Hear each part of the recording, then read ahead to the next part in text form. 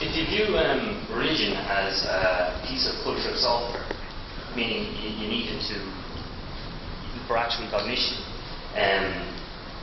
if you were to keep all the benign parts, make a new social structure that isn't religion, keep like we were saying, would keep out the creed part. Yeah. Surely, because we need it cognitively, then the negative parts would manifest themselves in whatever social structure you replace religion with. There was one thing I missed. Since we need... But if we need religion as a piece of cultural software to help us think, basically, and we try and rebuild a different structure that doesn't have the negative elements of creed in it, we keep all the good stuff. Surely then, in the new structure, the negative elements will manifest themselves. No, I don't think so. I think that it might be true, in a few regards, that there are some features of this cultural software that you just can't have this good feature without this bad feature. They can't be dissociated. I actually mentioned one.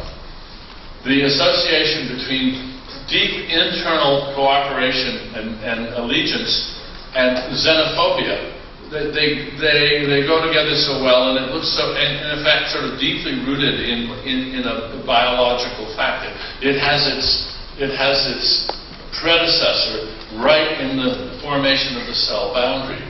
You make a cell boundary, and there's the stuff outside. That's not me, and then there's the stuff inside, and the stuff inside is trusted in a way that the stuff outside isn't. And this is a very condition for the viability of the cell it has to make the me against the rest of the world division. Well, so do social organizations that are highly cohesive.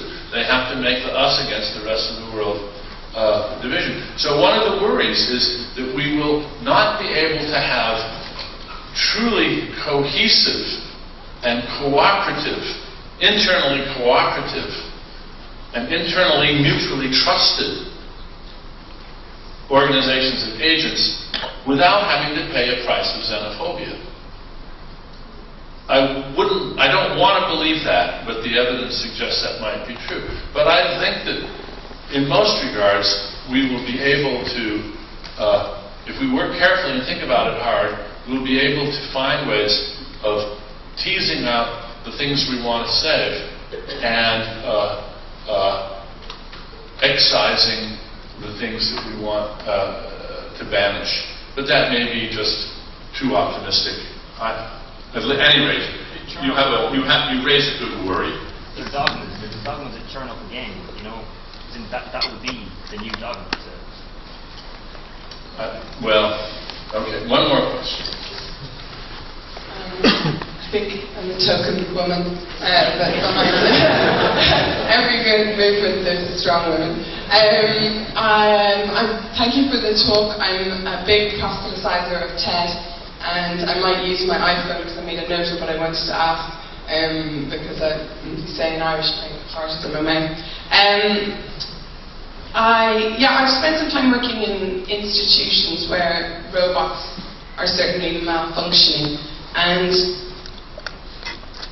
the institutions, prisons and mental hospitals essentially, they feed on the concept of evil, and perhaps similarly to your looking at redesigning religion, we could look to reform those institutions, and if we did a good job, we would certainly have strong proof that where the duality of good and evil has failed, the rationality of kindness can achieve great good. That's an interesting reflection, and I would like to believe it, but I don't know if I can yet. But I hope you're right. Let's find out. Let's try. Thank you all for your attention.